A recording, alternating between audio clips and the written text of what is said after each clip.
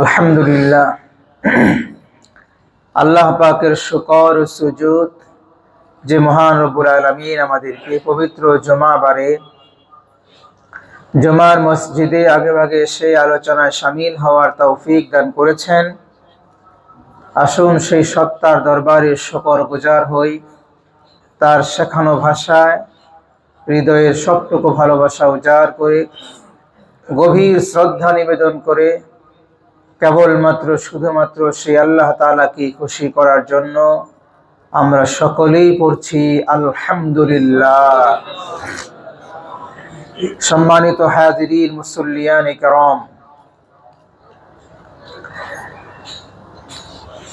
আল্লাহ সুবহানাহু ওয়া তাআলা সূরা বনী ইসরাঈলের 1 নম্বর আয়াত, এই আয়াতে আল্লাহ তাআলা চমৎকার একটি কথা জগৎবাসীর জন্য আল্লাহ বলেছেন। সেটি হলো সুবহানাল্লাযী আসরা বিআবদিহি লাইলাম মিনাল মাসজিদিল হারাম ইলাল মাসজিদিল আকসা আল্লাযী বারাকনা হাওলাহু লিনুরিয়াহু মিন আয়াতিনা ইন্নাহু হুয়াস সামিউল বাসীর। আল্লাহ বলছেন, পরম পবিত্রময় সত্তা তিনি, যিনি আল্লাহ, যিনি স্বয়ং বান্দাকে, তার স্বীয় বান্দাকে অর্থাৎ রাসূল করিম সাল্লাল্লাহু আলাইহি ওয়াসাল্লামকে রাত্রিবেলায় ভ্রমণ করিয়েছেন মসজিদে হারাম থেকে মসজিদে আকসা পর্যন্ত, যার চারদিকে আল্লাহ বলছেন, যার চারদিকে আমি পর্যাপ্ত পরিমাণ বরকত দান করেছি, যাতে আমি আমার হাবিবকে আমার কুদরতের কিছু নিদর্শন দেখিয়ে দিতে পারি। সুবহানাল্লাহ। ইন্নাহু হুয়াস সামিউল বাসীর, তিনি সর্বশ্রোতা সর্বদ্রষ্টা। প্রিয় ভাইরা, আল্লাহ সুবহানাহু ওয়া তাআলা যেমনি ভাবে প্রিয় নবীজির সত্তাকে অতুলনীয় করেছেন, ঠিক তেমনি ভাবে তার মুজিজাকেও আল্লাহ তাআলা অতুলনীয় করে রেখে দিয়েছেন। অন্যান্য নবীগণের মুজিজা আর আপনার আমার নবীর মুজিজা একরকম নয়। অন্যান্য নবীগণ স্বাভাবিক নবী, সাধারণত নবী, আর আপনার আমার নবী সর্বশ্রেষ্ঠ নবী, ঠিক না? আপনার আমার নবী সর্বশ্রেষ্ঠ নবী, স্বাভাবিকভাবে সর্বশ্রেষ্ঠ যিনি হন, শ্রেষ্ঠ যিনি হন, তার ডিগনিটি, তার কোয়ালিটি সবচেয়ে বেশি হয়, ঠিক না? তো মুজিজাটাও আল্লাহ সুবহানাহু ওয়া তাআলা অন্যান্য নবীদের চাইতে একটু ভিন্ন রকম করে দিয়েছেন। এর মধ্যে একটা অন্যতম মুজিজা, অন্যতম ব্যাপার হলো আল্লাহ সুবহানাহু ওয়া তাআলা তাকে, তার বন্ধুকে অর্থাৎ তাকে দুনিয়ার হায়াত থাকতেই আল্লাহ তাআলার বাড়ি অর্থাৎ আরশে আজিমে আল্লাহ তার বন্ধুকে ডেকে নিয়েছিলেন, বলে সুবহানাল্লাহ। সম্মানিত হাজিরিন, এই যে ডেকে নেয়া, এই বিষয়টাকে শরীয়তের পরিভাষায় বলা হয় মেরাজ। ঊর্ধ্বগমনে যাতায়াত, মেরাজ। এই মেরাজ নিয়ে নানান মত আছে, মতবিরোধ আছে। মেরাজের দিনক্ষণ নিয়ে, মেরাজ সংঘটিত হয়েছে এই বিষয় নিয়ে কোনো মতবিরোধ নেই। মতবিরোধটা হলো মেরাজের দিনক্ষণ নিয়ে। মেরাজ কত সনে হয়েছিল, কোন মাসে হয়েছিল, কোন তারিখে সংঘটিত হয়েছিল, তা নিয়ে উলামাদের মাঝে নানান মত আছে। এক একজন এক এক মত যুক্তির আলোকে পেশ করেছেন। কেউ বলেছেন হিজরতের 6 মাস পূর্বে, কেউ বলেছেন 8 মাস পূর্বে, কেউ বা বলেছেন 11 মাস, 1 বছর, 1 বছর 2 মাস, 1 বছর 3 মাস, এমনি ভাবে নানান মত আছে। তবে মুহাদ্দিস উলামায়ে কেরামের এই ব্যাপারে সর্বাধিক নির্ভরযোগ্য মত হলো নবুয়তের 11 বছরে তায়েফ থেকে প্রত্যাবর্তনের পর কোন এক মাসে মেরাজ হয়েছিল। এই কোন এক মাস নিয়ে আবার মতবিরোধ আছে। সেই মাসটি কখন, কোন মাস, রবিউল আউয়াল, রমাদান, নাকি রজব, নাকি শাওয়াল, এ নিয়েও আবার উলামাদের মাঝেই মতবিরোধ আছে। মতবিরোধ ভিন্নতার কারণ আছে। তবে সর্বাধিক প্রসিদ্ধ মত হলো রজব মাসের 26 তারিখ দিবাগত রাত। আমি কি বলেছি, বিশুদ্ধ মত না প্রসিদ্ধ মত? প্রসিদ্ধ মত। এটা হলো মানুষের মুখে মুখে সর্বাধিক প্রসিদ্ধি পেয়েছে, কিন্তু এটা বিশুদ্ধ মত নয়। আর বিশুদ্ধ মত কবে, এই সম্পর্কে আমরা অবগত নই। কোন তারিখেই যে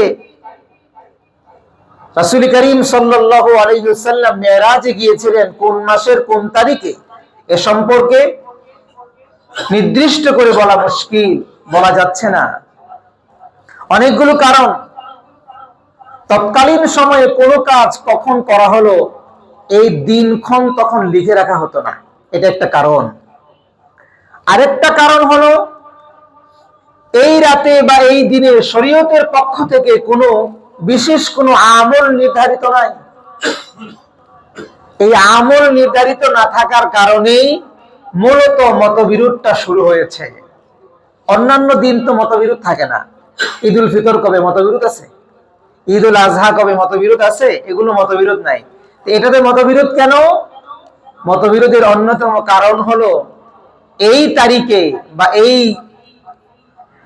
মেরাজকে কেন্দ্র করে কোন ইবাদত ইসলামী শরীয়তে বিশেষভাবে না থাকার কারণে তদানীন্তন সময়ে সাহাবায়ে কেরাম, রাসূল করিম সাল্লাল্লাহু আলাইহি ওয়াসাল্লাম এবং পরবর্তী যুগ পর্যন্ত মেরাজকে সেরকম ভাবে তারা সংরক্ষণ করেনি, যার কারণে সঙ্গত কারণেই সঠিক তারিখ নির্ধারণের মধ্যে মতবিরোধ সৃষ্টি হয়েছে।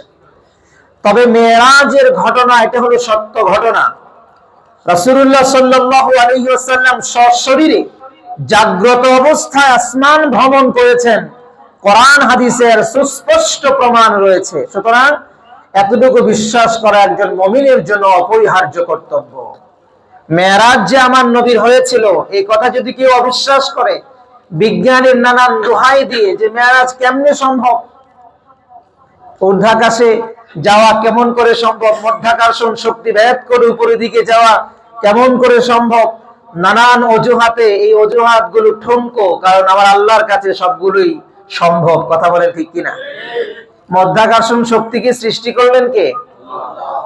যে আল্লাহ সৃষ্টি করলেন, মধ্যাকর্ষণ শক্তির কি শক্তি আছে এটা আল্লাহ জানেন না? এর চেয়ে বেশি পাওয়ার দিয়ে আল্লাহ উপরে নিতে পারেন না? সুবহানাল্লাহ বলবেন না? কিছুকাল আগেও তো মানুষ জন্মের তারিখ বলতে পারতো না। এখনো যারা মুরব্বী আছে জিজ্ঞেস করে দেখবেন, মানে স্পেসিফিক জন্মের তারিখ বলতে পারে না, তাই না? বলে কিরকম, সংগ্রামের বছর আমি অতটুকু বড়, এটার জন্মের তারিখ তার। আমি কি মিথ্যে বললাম? এরকমই তো বলে। তারপরে বলে যে দেশ বিভাজনের সময়, হ্যাঁ আমি বুঝি, দেশ বিভাজনের সময় আমি বুঝি, বা সংগ্রামের সময় আমি দৌড়াতে পারি, আমি দেখছি, এরকম হলো তার বয়স, এটা হলো তার বয়স নির্ধারণ। এটা তো আমি কেবলমাত্র কিছুদিন আগের কথা বললাম। এই সময়ে যদি সময়, মানে এই দিনক্ষণ তারিখের এত গুরুত্ব না থাকতো, তাহলে আরো ১,৫০০ বছর আগে দিনক্ষণের তারিখের গুরুত্ব তেমন বেশি না থাকারই কথা। হ্যাঁ, গুরুত্ব হতো যদি এটার সাথে ইসলামী শরীয়তের কোন ইবাদত সংশ্লিষ্ট থাকতো, তবে এই তারিখের দিনক্ষণের গুরুত্ব থাকতো। সম্মানিত হাজিরিন, মেরাজের প্রেক্ষাপট অনেকগুলো কারণের মাঝে সবচেয়ে উল্লেখযোগ্য কারণ হলো, আল্লাহ সুবহানাহু ওয়া তাআলা তার হাবিবকে একেবারে কাছ থেকে সান্ত্বনা দেওয়ার জন্য আল্লাহ তাআলা এই মেরাজের ব্যবস্থাপনা করেছিলেন। বলেন সুবহানাল্লাহ। আল্লাহ তো সর্বাবস্থায় তার হাবিবকে সান্ত্বনা দিচ্ছেন কাছ থেকেই, কিন্তু তার হাবিব তার বন্ধুকে, আল্লাহকে কাছাকাছি পাচ্ছিলেন না। মনে হচ্ছিল যে আল্লাহ অনেক দূরে, এই জন্য একেবারে কাছাকাছি নিয়ে গেলেন। মক্কায় যখন কালিমার দাওয়াত আমার নবী দিতে লাগলেন, এক আল্লাহর দাওয়াত যখন দিতে লাগলেন, নানান মূর্তি পূজার অসারতা যখন আল্লাহর হাবিব সাল্লাল্লাহু আলাইহি ওয়াসাল্লাম প্রমাণ করতে লাগলেন, তখন মক্কার লোকেরা আমার রাসূলের উপর ক্ষিপ্ত হলো। নানান ভাবে আমার রাসূলের এই কাজকে, তাওহীদের প্রচারকে বাধাগ্রস্ত করার জন্য নানান চেষ্টা করতে লাগলো। যখন আমার রাসূল সাল্লাল্লাহু আলাইহি ওয়াসাল্লাম এরকম দাওয়াত দিতে লাগলেন, তো মক্কার কাফের বেদিনরা তারা চিন্তা করলো মুহাম্মদকে কিভাবে আটকিয়ে দেওয়া যায়। তারা কিছু ফন্দি আঁটলো, কিছু কালিমা বলল, কিছু কথা বলল। সে কথাগুলোর মধ্যে একটি ছিল সে জাদুকর, সে জাদু করতে পারে। তো মক্কায় এখন যেমন হজ হয় তদানীন্তন সময়ে হজের ব্যবস্থাপনা ছিল, কারণ হজের দাওয়াত আযান দিয়েছিলেন তো ইব্রাহিম, ঠিক কিনা, আলাইহিস সালাতু ওয়াস সালাম। তদানীন্তন সময়ে হজের ব্যবস্থাপনা ছিল, মানুষেরা বিভিন্ন জায়গা থেকে হজ করত, কাবাগর তাওয়াফ করত, প্রদক্ষিণ করত। হজের সময় যখন হলো, লোকেরা যখন আসা শুরু করলো, তারা দুই কারণে আসতো। এক কারণ হলো হজও করত, মানুষের সমাগম বেশি হওয়ার কারণে এখানে বণিক বেশে তারা ব্যবসা বাণিজ্য করতে পারত, নানান মাল সামগ্রী নিয়ে আসতো, ব্যবসা বাণিজ্য করত। নানান কারণে মক্কায় মানুষ প্রবেশ পথ দিয়ে ঢুকে। তো কাফের বেদিনরা মোড়ে মোড়ে লোক বসে রাখলো যে শোনো, আব্দুল্লাহর বেটে মুহাম্মদ নামে এক লোক আছে, এ কিন্তু জাদুকর, তার কাছে কেউ যেও না। দেখেন, নিজেদের ডুল নিজেরাই পিটায়।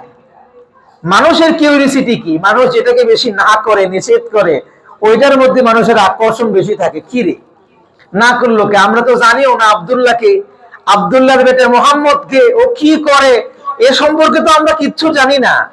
তো এরা মোড়ে মোড়ে এই কথাগুলো বলছে কেন? কেউ কেউ তো হজের আগেই দেখা করতে গেল, আগে আব্দুল্লাহর বেটা মুহাম্মদকে খুঁজে বের করে দেখি কি করে, কেমন জাদু দেখায়। কেউ আবার হজের কাম শেষ করার পরে ওর তালাশে বের হয়েছে, আব্দুল্লাহর ছেলে মুহাম্মদকে তার তালাশে বের হয়েছে জাদু দেখার জন্য। সুবহানাল্লাহ বলবেন না? ওরা যখন সময় জাদু দেখতে গেল, আমার কলিজার টুকরো মুহাম্মদ সাল্লাল্লাহু আলাইহি ওয়াসাল্লামের জাদু দেখতে গিয়ে দেখে না না না, জাদু তো নয়, বরং ঐশী গ্রন্থ আল্লাহ সুবহানাহু ওয়া তাআলার বাণী তিনি প্রচার করছেন। সুবহানাল্লাহ। তার কথাগুলো যখন শুনতে লাগলেন, জাদুর মতো মনে হলো না। তারা মনে করলেন, আরে এটাই তো সত্য কথা, যা তিনি বলছেন এই কথাই তো আমরা বহুদিন যাবত আমাদের পূর্বেকার নবীদের গ্রন্থ থেকে, বিভিন্ন কিতাব থেকে আমরা, আমাদের পাদ্রীরা তাই তো শুনিয়েছিল, এই কথাগুলোই তো তিনি বলছেন। না হয় না জানি কে তিনি শেষ নবী, সর্বশ্রেষ্ঠ নবী মুহাম্মদ সাল্লাল্লাহু আলাইহি ওয়াসাল্লাম হয়ে যাবেন। লোকেরা তার কাছে এসে ভিড় জমালো, কালিমার দাওয়াত গ্রহণ করলো, ঈমান গ্রহণ করে তারা মুসলমান হয়ে, শিক্ষিত হয়ে, দীক্ষিত হয়ে তার নিজেদের এলাকায় তারা ছড়িয়ে গেল। এমনি ভাবে মুহাম্মদ সাল্লাল্লাহু আলাইহি ওয়াসাল্লামকে তারা বাধাগ্রস্ত করার চেষ্টা করলো। শেষ পর্যন্ত যখন দেখে যে না, কোনোভাবেই বাধা দিয়ে আর কাজ হচ্ছে না, বরং জ্যামিতিক হারে আমার নবীর উম্মতের সংখ্যা বাড়তেই লাগলো, তার সমর্থকের সংখ্যা যখন এতটাই বাড়তে লাগলো, মক্কার কাফেরদের পক্ষ থেকে আমার নবীর উপর নির্যাতনের স্টিম রুলার সেটাও বাড়তে লাগলো। এত পরিমাণ কষ্ট দিতে শুরু করলো। সেই সময় আমার নবীকে বাহির থেকে যিনি প্রোটেক্ট দিতেন তিনি ছিলেন আবু তালেব। যদিও তিনি মুসলমান ছিলেন না, কিন্তু চাচা তার হুজুর সাল্লাল্লাহু আলাইহি ওয়াসাল্লামের দাদার ওসিয়ত মতে চাচা হিসাবে তার ভাতিজাকে যথেষ্ট পরিমাণ প্রোটেক্ট দিয়েছেন। এজন্য আমার নবীজিও চেয়েছিলেন যথেষ্ট পরিমাণ যেন চাচাকে কোনোভাবে পার করিয়ে দেওয়া যায়। আমল কি আছে না আছে সেগুলো পরে দেখা যাবে, শুধু কেবল একবার আপনি আমার প্রতি, আল্লাহর প্রতি ঈমানটুকু আনেন, বাকিটা আমি কিয়ামতের ময়দানে আল্লাহর সাথে দেখে নিব। সুবহানাল্লাহ। কি চেয়েছিলেন কিন্তু পারেন নাই, সেই গোত্র প্রথা, নেতৃস্থানীয় নেত্রী প্রথা, সেটা তাকে দিতে দেয় নাই। তার ভেতরে সেই জিনিস কাজ করেছে। সামনে আবু জাহেল, উতবা, সাইবারা বসা, কেমন করে তিনি তাদের সামনে ছোট হয়ে যাবেন? মরার সময় বুঝি ভাতিজার ধর্ম গ্রহণ করে মরলা? নিজেকে এটা অপমান বোধ করার মতো মনে করলেন, সেজন্য ইসলাম গ্রহণ করলেন না। আর ভেতর থেকে ঘরে যিনি তাকে সান্ত্বনা দিতেন আর প্রোটেক্ট দিতেন তিনি ছিলেন তার প্রিয়তমা স্ত্রী হযরত খাদিজাতুল কুবরা রাদিয়াল্লাহু তাআলা আনহা। আল্লাহর কি কুদরতের নিদর্শন! একই বছরে বাহির এবং ভিতরের প্রোটেকশন যারা দিত, আবু তালেব এবং খাদিজা, দুইজনই মৃত্যুবরণ করলেন। এই দুইজনের মৃত্যুবরণের কারণে বাহির এবং ভেতর দিক থেকে রাসূল করিম সাল্লাল্লাহু আলাইহি ওয়াসাল্লাম খুবই কষ্ট পেলেন। এই কষ্টের এই বছরটাকে বলা হয় আমুল হুজুন, কষ্টের বছর, চরম কষ্টের বছর। নবীজি আমার ভারাক্রান্ত হৃদয়, কষ্টটা তুঙ্গে যখন গেল, আল্লাহ তাআলা এবার চিন্তা করলেন আমার রাসূলকে বাহির থেকে আবু তালেব সান্ত্বনা দিত, ভেতরে আসলে বাহিরের কষ্টগুলো খাদিজার কাছে বলতো, খাদিজা ঘরে সান্ত্বনা দিত, একজনও নাই, আমার বন্ধুকে বন্ধু বলে দুনিয়াতে এখন আপন করে নেওয়ার কেউ নাই, আমি আল্লাহ তো আছি। সুবহানাল্লাহ বলেন। আল্লাহ সুবহানাহু ওয়া তাআলা সেই সময় রাসূল করিম সাল্লাল্লাহু আলাইহি ওয়াসাল্লামকে আরশে আজিমে ডেকে নিয়েছেন। এ হলো মেরাজ। রাসূল করিম সাল্লাল্লাহু আলাইহি ওয়াসাল্লাম যখন মূর্তি পূজার অসারতা প্রমাণ করলেন, আল্লাহ সুবহানাহু ওয়া তাআলা সূরা আরাফের 195 নম্বর আয়াতে মূর্তির ব্যাপারে আল্লাহ তাআলা তার জাতির লোকদেরকে বলে দিলেন, শোনো, আলাকুম আরজুলু ইয়ামশুনা বিহা আম লাহুম আইদি ইয়াবতিশুনা বিহা আম লাহুম আয়ুনু ইউবসিরুনা বিহা আম লাহুম আযানু ইয়াসমাউনা বিহা। আল্লাহ বলছেন, ও দুনিয়ার মানুষেরা, মূর্তির যে পা আছে, পা দ্বারা কি তারা হাঁটতে পারে? বুঝেন নাই কথাটা? তাদের পা আছে না, মানুষের বানানো পা, এই পা দিয়ে কি তারা হাঁটতে পারে? আল্লাহ জিজ্ঞেস করতেছেন আমাদেরকে, তাদেরকে জিজ্ঞেস করে হাঁটতে পারে? আল্লাহ বলেন তাদের যে হাত আছে, হাত দিয়ে কি তারা কোনো কিছু ধরতে পারে? আল্লাহ বলছেন তাদের যে কান আছে, কান দিয়ে তোমরা যা বলো কোনো কিছু শুনতে পারে? আল্লাহ বলছেন তাদের যে চোখ আছে, এই চোখ দিয়ে কি তোমাদেরকে দেখতে পারে? আল্লাহ মূর্তির অসারতা প্রমাণ করছেন। এই যে তোমরা দেখতেছো এগুলো এমনি এমনি। সূরা আরাফের 197 নম্বর আয়াতে আল্লাহ তাআলা আরো স্পষ্ট করে বললেন, তুমি তাদেরকে দেখবে, তোমার দিকে তারা ফেল ফেল নয়নে তাকিয়ে আছে, কিন্তু তারা তোমাকে দেখে না। ঠিক না বেঠিক? মনে হয় যেন মূর্তি আমার দিকে তাকিয়ে আছে, কিন্তু কি দেখে?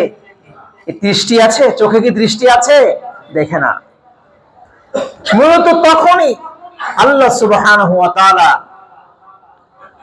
আমার রাসূল করিম সাল্লাল্লাহু আলাইহি ওয়াসাল্লামের উপর যখন নির্যাতনের জুলুমের মাত্রা অতিরিক্ত হলো, আল্লাহ তাআলা তখনই তার বন্ধুকে আরশে আজিমে ডেকে নিলেন। এই চরম কষ্ট সহ্য করতে না পেরে রাসূল করিম সাল্লাল্লাহু আলাইহি ওয়াসাল্লাম মেরাজ তো তার হলো, এই কষ্ট যখন চরম হলো তখন চিন্তা করলেন আমার নবী, মক্কার মানুষেরা আমার কথা শুনে না, তাদের সামনেই আমি বড় হলাম, তাদের চোখের সামনেই আমার বয়স 40 হলো, আমি তো দূরের কেউ ছিলাম না, আমি তো তাদেরই মানুষ ছিলাম। আমি যখন দ্বীন প্রচারের জন্য বললাম, আমি যখন তাওহীদের বাণী প্রচার করা শুরু করলাম, তারা আমাকে প্রত্যাখ্যান করলো। এমন কি রাসূল করিম সাল্লাল্লাহু আলাইহি ওয়াসাল্লামের কাছে যখন নির্দেশ আসলো, ইসলাম প্রচারের জন্য যখন নির্দেশ আসলো, নবীজি আমার পাহাড়ের উপরে গিয়ে তার গ্রামবাসীকে, তার এলাকাবাসীকে ডাক দিলেন, ডাক দিয়ে সবাইকে একত্রিত করলেন। আর সবাই ততক্ষণ পর্যন্ত মুহাম্মদ সাল্লাল্লাহু আলাইহি ওয়াসাল্লামকে মানে, কারণ জানে মুহাম্মদ যা বলে কোনো মিথ্যা বলে না। সকল লোকেরা যখন পাহাড়ের পাদদেশে গেল, আমার নবীজি তাদেরকে বললেন, শোনো, আমি যদি কোনো কথা বলি তোমরা কি এটা বিশ্বাস করবে? সবাই এক বাক্যে বললো, হ্যাঁ, অবশ্যই তোমার কথাকে বিশ্বাস করব, কারণ তোমাকে আমরা 40 বছর যাবত আমাদের সামনেই বড় হতে দেখেছি, কোনোদিন মিথ্যা বলতে দেখি নাই, কোনোদিন মিথ্যা আশ্রয় নিতে দেখি নাই, প্রতারণা করতে দেখি নাই, সুতরাং তুমি যা বলবে তাই মেনে নেব। এমনকি মুহাম্মদ সাল্লাল্লাহু আলাইহি ওয়াসাল্লাম এই কথাও বললেন, আমি যদি বলি পাহাড়ের পেছন দিকে একদল সৈন্যবাহিনী আসছে তোমাদেরকে ঘায়েল করার জন্য, তোমরা কি সেটাও মেনে নেবে? বললে, হ্যাঁ। তুমি বললে আমরা সেটা পেছন গিয়ে দেখবো না, শত্রু বাহিনী আছে কি নাই এটা দেখবো না, বরং আমরা প্রস্তুতি গ্রহণ করব তোমার কথার উপর ভিত্তি করি।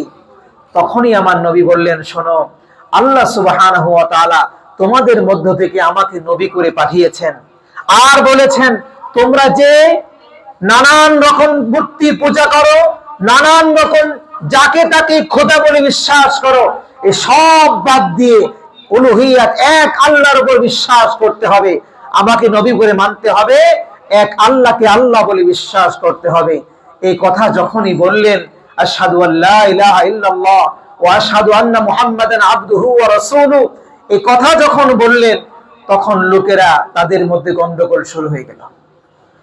হ্যাঁ, আলিহাযা জামাআতানা, এই জন্য বুঝি আমাদেরকে জমায়েত করছো তোমরা, তুমি? তাব্বান লাক, তাব্বান লাক, তোমার ধ্বংস হোক। তাব্বান লাক আলিহাযা জামাআতানা, এই জন্য বুঝি আমাদেরকে একত্রিত করেছো, এই কথা শোনাবা? আবু তালেব, এই কি যেন নাম, আবু লাহাব, আবু লাহাব সর্বপ্রথম এই শব্দটা উচ্চারণ করেছিল। এই শব্দ উচ্চারণ করার পরে আল্লাহ তাআলার কাছে বড় আরশে আজিমে বড় ধাক্কা লেগেছে। আল্লাহ বলছেন, নবী, যেই আবু লাহাব আপনার ব্যাপারে ধ্বংস কামনা করেছে, মুসলমান আপনারা বলেন তো দেখি, ধ্বংস কামনা করলেই হয়? ধ্বংস কবুল হওয়া লাগে না? ধ্বংস কবুল করবেন কে? আল্লাহ বলেন, তাব্বাত ইয়াদা আবি লাহাব, তাব্বাত ইয়াদা আবি লাহাব, অত কামনা করছে, আমি আল্লাহর পক্ষ থেকে ধ্বংস কামনা নয়, বরং ধ্বংস করে দিলাম। সুবহানাল্লাহ। আবু লাহাব ধ্বংস, তার হাত ধ্বংস। বিস্তারিত আলোচনা, সেদিকে যাচ্ছি না। বরং আমার বলার উদ্দেশ্য হলো, আল্লাহ সুবহানাহু ওয়া তাআলা তার নবী যখন মক্কায় দাওয়াত দিলেন, দাওয়াত যখন গ্রহণ করলো না, তখন আমার নবী চিন্তা করলেন, নানার বাড়িতে যাই। স্বাভাবিকভাবেই নানান বাড়ির লোকেরা নাতিদের প্রতি, ভাগনা ভাগ্নীদের প্রতি একটু সদয় হয়, হৃদয়টা কোমল থাকে। একটু উল্টাপাল্টা করলেও তারা সেটা মেনে নেয়। ভাগিনা আসছে, নাতি আসছে, নাতির জন্য, ভাগিনার জন্য অনেক কিছুই মাপ থাকে। সুতরাং তিনি চিন্তা করলেন, আমি তায়েফে যাই। তায়েফে গিয়ে যখন তিনি দ্বীন প্রচারের কথা বললেন, যা তিনি চিন্তা করলেন তার হিতে বিপরীত হলো। তায়েফের মানুষেরা আমার নবীকে কি পরিমাণ নির্যাতন করেছে, এটা আপনারা যারা মুসলমান সঙ্গত কারণেই এটা আপনারা সবাই জানেন। আহারে, কষ্টের মাত্রা যখন শেষ, রাসূল করিম সাল্লাল্লাহু আলাইহি ওয়াসাল্লাম চিন্তাও করেন নাই এমন কষ্ট তায়েফবাসী তাকে দিয়েছে যে তার রক্ত গা থেকে ঝরতে ঝরতে তার চপ্পল মোবারক, জুতা মোবারক পাথরের সাথে আঠা পর্যন্ত লেগে গিয়েছে। গা থেকে রক্ত ঝরতে ঝরতে, আহারে, নবীজি আমার সাল্লাল্লাহু আলাইহি ওয়াসাল্লাম বেহুশে পড়ে যান। আর সেই এলাকার লোকেরা কিছু দল দুষ্ট ছেলেদেরকে লেলিয়ে দেয় যে এই মুহাম্মদকে যখন হুঁশ থেকে ফিরবে, যখন দাঁড়াবে, সামনে অগ্রসর হবে, আবার ধাক্কা দিয়ে ফেলে দিয়ে তাকে আবার পাথর নিক্ষেপ করতে থাকবে। আমার নবীজিকে এই পরিমাণ কষ্ট যখন দেওয়া হয়, আমার নবীর এই কষ্ট সঙ্গে সঙ্গে জিবরাইল আমিন আলাইহিস সালাতু ওয়াস সালাম বলেন, নবী গো, আপনি যদি বলেন এই তায়েফবাসীকে আমি উল্টে দেব, আপনি যদি বলেন এই তায়েফবাসীকে আমি শেষ করে দিব, আল্লাহ আমাকে বলেছেন আপনার হুকুমের ফরমাবরদারি করার জন্য, কেবলমাত্র আপনি হুকুম করতে দেরি হবে, তায়েফবাসী আপনার সাথে যে আচরণ করেছে এই আচরণের বদলা দিতে একটু পরিমাণ দেরি হবে না। কিন্তু রাসূল করিম সাল্লাল্লাহু আলাইহি ওয়াসাল্লাম বলেছেন, না, এরা আমাকে নতুন শুনেছে, নতুন দিনের কথা শুনেছে, এজন্য তারা উল্টাপাল্টা আচরণ করেছে।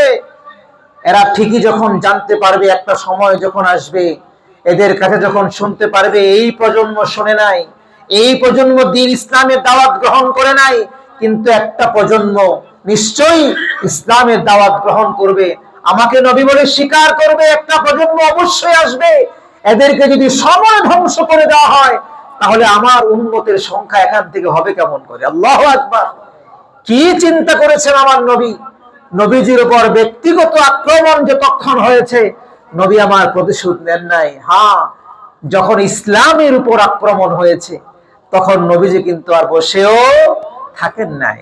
যে নবীর উপর এত আক্রমণ, এত আক্রমণ, এত কষ্ট, নবীজি সব মাফ করে দিয়েছেন। ব্যক্তিগত আক্রমণ সব মাফ করে দিয়েছেন। এটা তার আখলাক, এটা তার উত্তম চরিত্রের মাধুর্য। কিন্তু ইসলামের উপর যখন কোন আক্রমণ এসেছে, সেই নবী, সেই দয়ালু নবী কিন্তু আবার তরবারিটা খাপ থেকে বের করে কাফেরকে কচুকাটাও করেছেন। কথা কোন ঠিক কিনা? সম্মানিত ভাইরা আমার, বাদুকা ফানা, আরবিতে একটা প্রবাদ বাক্য আছে, বাদুকা ফানা বাকিউকা বাকা। কিছু মানুষের জীবনের বিনিময়ে বাকি লোকদের জীবন শান্তিময় হয়। রাসূল করিম সাল্লাল্লাহু আলাইহি ওয়াসাল্লাম সেই সময় যদি তাদেরকে ধ্বংস করার অনুমতি দিতেন, তাহলে আজকে তায়েফে যান, কত শান্তি, ইসলাম আর ইসলাম, ঠিক না? এই যে ইসলামের ছোঁয়া এখন তায়েফে, এটা আমার রাসূল করিম সাল্লাল্লাহু আলাইহি ওয়াসাল্লামের দয়ার কারণে। যদি সেদিন তিনি দয়া না করতেন, আজকে তায়েফবাসী বলতে পৃথিবীর মানচিত্রে কোনো কিছুই থাকতো না।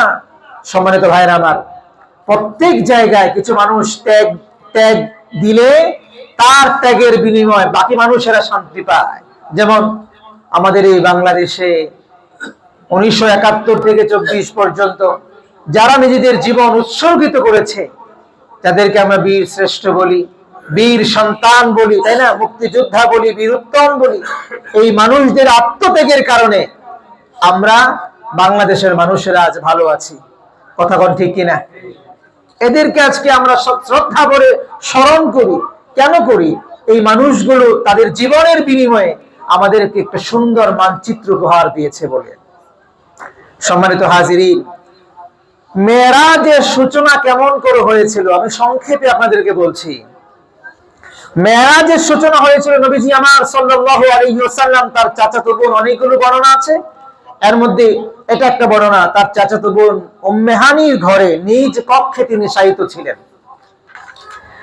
এমন সময় হযরত জিবরাইল আমিন আলাইহিস সালাতু ওয়াস সালাম আর মিকাইল আলাইহিস সালাতু ওয়াস সালাম দুইজন এসে আমার নবী মুহাম্মদ সাল্লাল্লাহু আলাইহি ওয়াসাল্লামকে জাগ্রত করলেন। তাকে নিয়ে প্রথমে হাতিমে কাবার নিকট নিয়ে যাওয়া হলো, তারপর জমজম কূপের পানির নিকট নিয়ে তার ওপেন হার্ট সার্জারি করা হলো, যেটাকে বাংলায় বক্ষ বিদারণ বলা হয়। এই বক্ষ বিদারণ করলেন, হৃৎপিণ্ডটা বের করে জমজমের পানি দ্বারা ধৌত করে ঈমান আর হিকমত তার কলবে দিয়ে আবার যথাস্থানে পুনঃস্থাপন করা হলো। এই ওপেন হার্ট সার্জারি তাফসীরের কিতাবে লিখেছে 3 থেকে 4 বার, কেউ বলেছেন 3 বার, কেউ বলেছেন 4 বার। একবার শৈশবকালে যখন রাসূল করিম সাল্লাল্লাহু আলাইহি ওয়াসাল্লাম হযরত হালিমাতুস সাদিয়া রাদিয়াল্লাহু তাআলা আনহার ঘরে শৈশবে যখন দুধ পান করেন, দুধ পান করার পরে সেই সময় যখন তার ভাইয়ের সাথে মাঠে যেতেন বকরি চড়ানোর জন্য, ভাই বকরি চড়াতো, বোন বকরি চড়াতো, তিনি দেখতে যেতেন। সেই সময়ে মাঠের মধ্যে শিশু সুলভ যে আচরণ, এই আচরণকে আল্লাহ তাআলা শেষ করে দেওয়ার জন্য, কারণ বাচ্চারা অনেক সময় অনেক কিছুই করে, যদিও বাচ্চাদের এইগুলো কোনো কিছুই ধর্তব্য নয়, তারপরেও তার হাবিব থেকে শিশু সুলভ আচরণ প্রকাশ পায়, এটাও আল্লাহ তাআলা বরদাস্ত করেন নাই। সুবহানাল্লাহ। এই জন্য প্রথমে এই প্রবণতা দূর করার জন্য প্রথম ওপেন হার্ট সার্জারি হয়েছিল। তার সেই দুধ বোন বাড়িতে দৌড়ে এসে হালিমাতুস সাদিয়া রাদিয়াল্লাহু তাআলা আনহাকে বলেছিলেন, মা, আমার এই দুধ ভাইকে দেখেছি, আমার এই ভাই মুহাম্মদকে দেখেছি, মাঠের মধ্যে কে যেন আসলো, তাকে শুইয়ে দিয়ে সে মারা গিয়েছে, তাকে শুইয়ে দিয়ে ভেতর থেকে কি বের করলো, রক্ত বের হলো, এই করলো সেই করলো। তিনি বুঝতে পারলেন যে মুহাম্মদকে আমি আনার সময় আমার উটনির স্তরে দুধ চলে আসছে, আমার ঘরে বরকত চলে আসছে। যে মুহাম্মদকে আমি আনার সময় যে উটনি হাঁটতে পারে না, সেই উটনি সবার আগে আগে চলে আসছে। এই মুহাম্মদ কো সাধারণ কোনো মুহাম্মদ নয়, আমি তাকে যদি আমার কাছে রাখি, না জানি কোন বিপদে পড়ি। তিনি এই ঘটনা শোনার পরে হযরত হালিমাতুস সাদিয়া নিয়ে গেলেন হযরত আমিনা রাদিয়াল্লাহু তাআলা আনহা, তার কাছে নিয়ে গেলেন, আমিনার কাছে নিয়ে গেলেন। প্রিয় ভাইরা, এটা হলো 1 নাম্বার। 2 নাম্বার হলো যৌবনে পদার্পণের সময়, যখন আমার রাসূল সাল্লাল্লাহু আলাইহি ওয়াসাল্লাম যৌবনে পদার্পণ করবেন, সেই সময় যৌবন সুলভ যে মানুষের উচ্ছৃঙ্খলতা থাকে, যৌবন সুলভ মানুষের যে উচ্ছলতা থাকে, পাপের প্রতি যে আকর্ষণ থাকে, এই আকর্ষণকে খতম করে দেওয়ার জন্য আল্লাহ সুবহানাহু ওয়া তাআলা এই যৌবনে পদার্পণের সময় আরেকবার ওপেন হার্ট সার্জারি করালেন। সুবহানাল্লাহ। ভেতর থেকে যৌবন সুলভ যে উচ্ছৃঙ্খলতা, উচ্ছলতা, যৌবনের যে তীব্র আকাঙ্ক্ষা এবং পাপের প্রতি যে আকর্ষণ, এই আকর্ষণকে স্তীমিত করার জন্য আল্লাহ সুবহানাহু ওয়া তাআলা একেবারে শেষ করে দেওয়ার জন্য ওপেন হার্ট সার্জারি করালেন। 3 নাম্বার ওপেন হার্ট সার্জারি হয়েছে মেরাজের সময়, যেটা আমি একটু আগে বললাম। ঊর্ধ্ব জগতের পরিবেশ সহ্য করার মতন যোগ্যতা, আল্লাহর দিদার লাভ করার মতন যোগ্যতা, শক্তি, আল্লাহর কালাম, আল্লাহর কথাগুলো কাছ থেকে বরদাস্ত করার মতন ক্ষমতা, এই সব কিছু করার জন্য আল্লাহ সুবহানাহু ওয়া তাআলা তার অন্তরে এই ক্ষমতা দেওয়ার জন্য ওপেন হার্ট সার্জারি করলেন 3 নাম্বার। আরেকটা সার্জারি হয়েছিল, সেটা হলো নবুয়তের লাভের প্রাককালে। যখন নবুয়ত দেওয়া হয়, এই নবুয়ত লাভের প্রাককালে আরেকটা ওপেন হার্ট সার্জারি হয়েছিল। এই তৃতীয়বার সিনা চাকের পর, তৃতীয়বার ওপেন হার্ট সার্জারির পর, বক্ষ বিদারণের পর রাসূলুল্লাহ সাল্লাল্লাহু আলাইহি ওয়াসাল্লামের এই 2 কাঁধের মাঝখানে মোহরে নবুয়তকে দিয়ে দেওয়া হয়। সুবহানাল্লাহ। মোহরে নবুয়ত নিয়ে অনেক লম্বা একটি ওয়াকিয়া আছে, আমি সেদিকে যাব না। তারপর এই মোহরে নবুয়ত দেওয়ার পর আল্লাহ সুবহানাহু ওয়া তাআলা একটা বাহন তার জন্য দিলেন, যে বাহনের নাম হলো বোরাক। হাদিসের ভাষ্য অনুযায়ী বোরাক হলো একটি বেহেশতি জানোয়ার, খচ্চরের চেয়ে ছোট, গাধার চেয়ে একটু বড়, এর নাম হলো বোরাক। এই বোরাকের এত দ্রুত গতি সম্পন্ন বোরাক আল্লাহ সুবহানাহু ওয়া তাআলা তার হাবিবের জন্য প্রস্তুত করলেন, যে দৃষ্টির শেষ সীমা পর্যন্ত, যত দূর পর্যন্ত যায় মানুষের দৃষ্টি গিয়ে পড়তে পারে, ওই বোরাকের এক কদম সেই জায়গায় গিয়ে পড়ে। সুবহানাল্লাহ। বোরাকে সাওয়ার হয় আল্লাহ সুবহানাহু ওয়া তাআলার হাবিব, আমাদের কলিজার টুকরা নবী মুহাম্মদ সাল্লাল্লাহু আলাইহি ওয়াসাল্লাম অতি অল্প সময় বাইতুল মুকাদ্দাসে গিয়ে পৌঁছলেন। ইতিমধ্যে আল্লাহ সুবহানাহু ওয়া তাআলা আলমে বারযাখির কিছু চিত্র আপনার আমার নবীকে দেখালেন। জাহান্নামীদের কোন গুনাহের কারণে কোন চিত্র হচ্ছে, কোন শাস্তি হয়, এই শাস্তিগুলো একটা ডেমো চিত্র আল্লাহর নবীকে আল্লাহ সুবহানাহু ওয়া তাআলা দেখালেন। আমরা বলেছি কোন এক বক্তব্যে, আপনারা জানেন সেই কথা, জাহান্নামকে উদ্বোধন করা হবে। জাহান্নাম সৃষ্টি হয়ে আছে, কিয়ামতের ময়দানে আল্লাহ সুবহানাহু ওয়া তাআলা জাহান্নামকে কি করবেন? উদ্বোধন করবেন। কিন্তু এই যে আল্লাহ সুবহানাহু ওয়া তাআলা এখন জাহান্নামের শাস্তি আরো ১৫০০ বছর আগে তার নবীকে দেখালেন, এটা কি দেখালেন? তাহলে শাস্তি তো শুরুই হয় নাই, দেখালেনটা কি? ডেমো দেখালেন। কি দেখালেন? ডেমো। এটার জন্য, এই গুনাহের জন্য এই শাস্তি হবে, এই গুনাহের জন্য এই শাস্তি হবে। এখন এটা আমাদের জন্য বোঝানো সহজ হয়। আপনি মোবাইলের দোকানে যান, মোবাইলটা প্যাকিং করা, এটা খুলে দেখানো যাবে না। এই মোবাইলে একটা ডেমো সেশন আছে না, একটা ডেমো মোবাইল আছে না, যে এই মোবাইলটা এইরকম দেখতে, কিন্তু এইরকম সাইজ, এইরকম পিছনে ক্যামেরা বাম্পার গুলো এরকম, তাই না, থিকনেসটা এইরকম, সবগুলো আপনি ডেমো দেখেই বুঝতে পারেন। আর বোঝার বাকি থাকে না, খুলে দেখতে হয় না।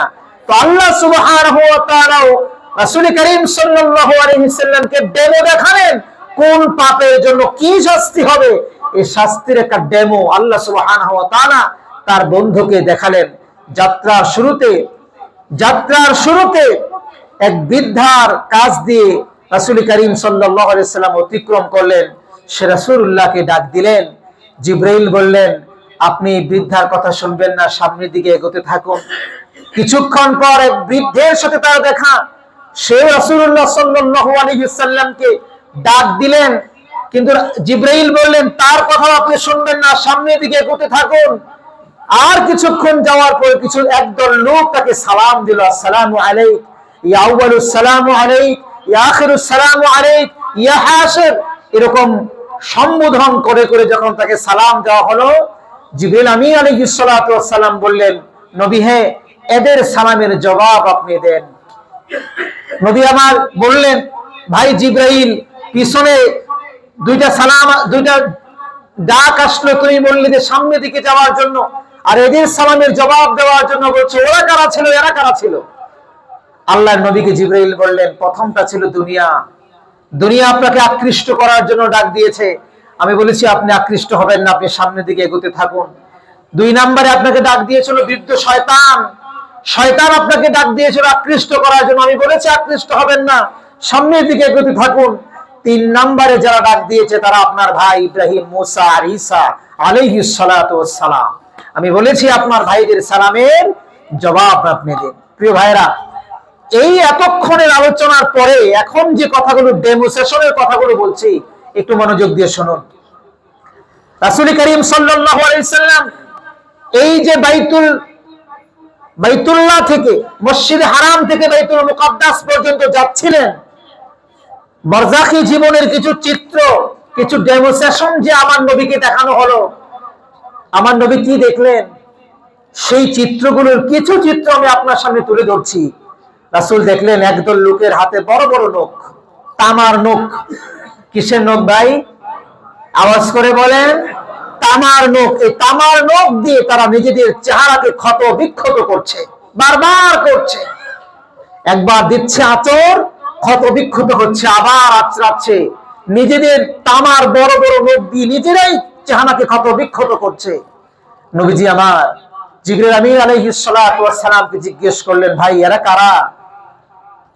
এরা নিজেদের চেহারাকে ক্ষত বিক্ষত করছে কেন?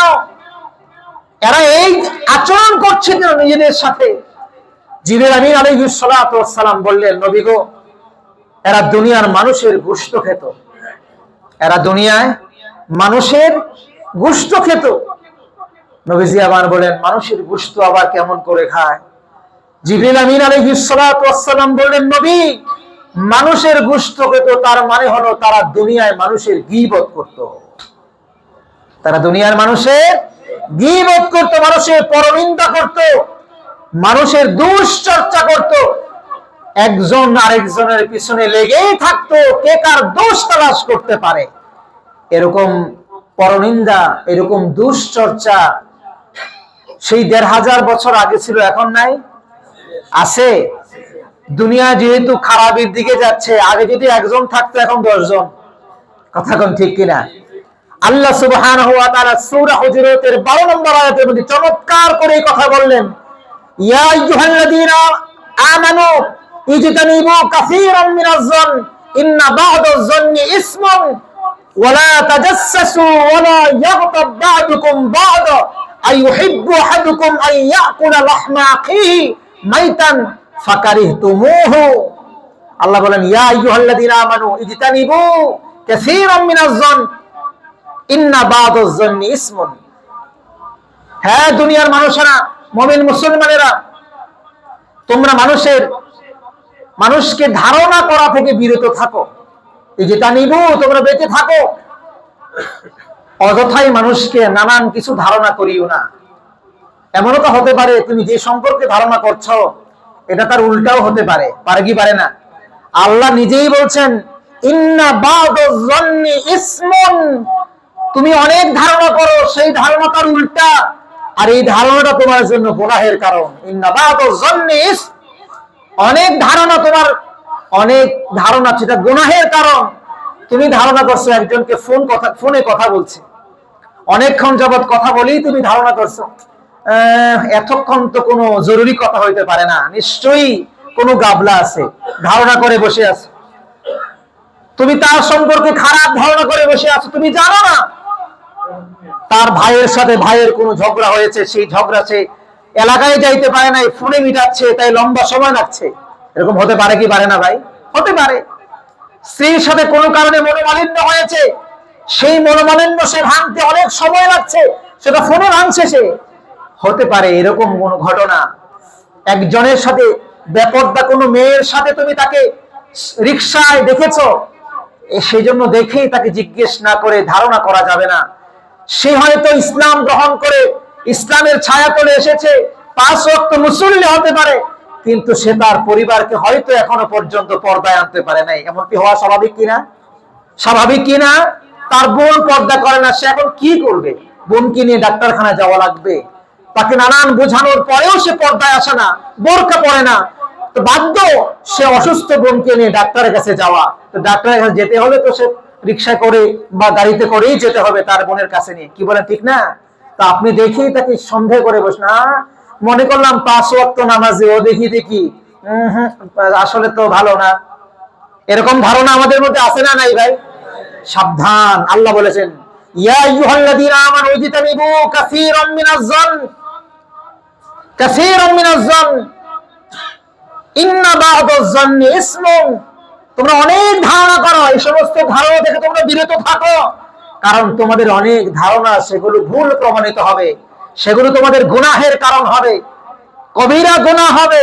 সুতরাং এই ধারণা করে কোনো কথা বলা থেকে আমাদেরকে বিরত থাকার এই শিক্ষা মেরাজ থেকে আমাদের নিতে হবে, কথা বলেন ঠিক কিনা? তারপর এখানে শেষ না, আল্লাহ বলছেন ওয়ালা তাজাসসু ওয়ালা ইয়াগতাব বা'দুকুম বা'দা আইয়ুহিব্বু আহাদুকুম আইয়াকুলা লাহমা আখিহি মাইতান ফাকারিহতুমুহু। ও দুনিয়ার মানুষেরা, তোমরা একজন আরেকজনের পিছে লাগিয়ে থাকিও না। কিছু মানুষের স্বভাব হলো এরকম, একজন আরেকজনের দোষ তালাশ করতে থাকে। কথা তো ছিল এরকম, কেউ দোষ জানলেও গোপন রাখবে, কথা কোন ঠিক কিনা? নবীজির হাদিস তো সেটা বলেছে আমাকে আপনাকে, তুমি যদি কোনো মুমিন মুসলমানের দোষ জেনে যাও, এটা যদি তার ব্যক্তিগত দোষ হয়, এই দোষ দিয়ে যদি তার সমাজ, তার রাষ্ট্র, তার পরিবার অন্য কিছু দোষান্বিত না হয়, খারাপ প্রভাব না ফেলে, কেবল তার ব্যক্তিগত দোষ যদি হয়, সম্ভব হলে গোপনে একাকী তাকে ডেকে নিয়ে সংশোধনের চেষ্টা করো। কিন্তু মানুষের কাছে ডেকে ডেকে বললো না, আরে মিয়া দেখছি তো ও এরকম, ওর কথা কম, আরে মিয়া ওর তো এরকম এরকম এরকম আছে। এরকম আছে না নাই আমাদের সমাজে ভাই? আছে। আল্লাহ কোরআন বলছে সূরা হুজুরাতের 12 নম্বর আয়াত, সাবধান, এরকম করা যাবে না। যদি তুমি এরকমটি করো তাহলে তুমি তোমার মৃত ভাইয়ের গোশত খাও। তোমার মৃত ভাইয়ের গোশত খেলে তোমার কাছে যেমন লজ্জিত, অপমানিত আর খারাপ লাগার কথা, আল্লাহ বলছেন তুমি তোমার মৃত ভাইয়ের গোশত খেলে যেই পরিমাণ গুনাহ হতো, এই পরিমাণ গুনাহ হয় তুমি তার আরেক জীবিত ভাইয়ের সম্মান হানি করে আরেকজনের সাথে গীবত করার কারণে। নাউযুবিল্লাহি মিন যালিক। আর এটা আমাদের সমাজে একেবারে ঘি ভাতের মতো, একেবারে ঘি ভাতের মতো। গীবত করতে পারলে কি যে আনন্দ পাই আমরা, একজনের দুশ্চর্চা এটা করতে পারলে আমরা কি পাই? অনেক আনন্দ পাই। সাবধান, এই কথাগুলো করা যাবে না, এই কাজগুলো করা যাবে না ভাই, কারণ আল্লাহর কোরআন বলছে এগুলো যদি আপনি করেন কবিরা গুনাহে আপনি লিপ্ত হচ্ছেন। আর একটা কবিরা গুনাহই যথেষ্ট আপনার সমস্ত আমলগুলোকে বরবাদ করে জাহান্নামে নেওয়ার জন্য। সমস্ত গুনাহগুলো, সমস্ত ইবাদত বরবাদ হয়ে যেতে পারে একটা কবিরা গুনার কারণে।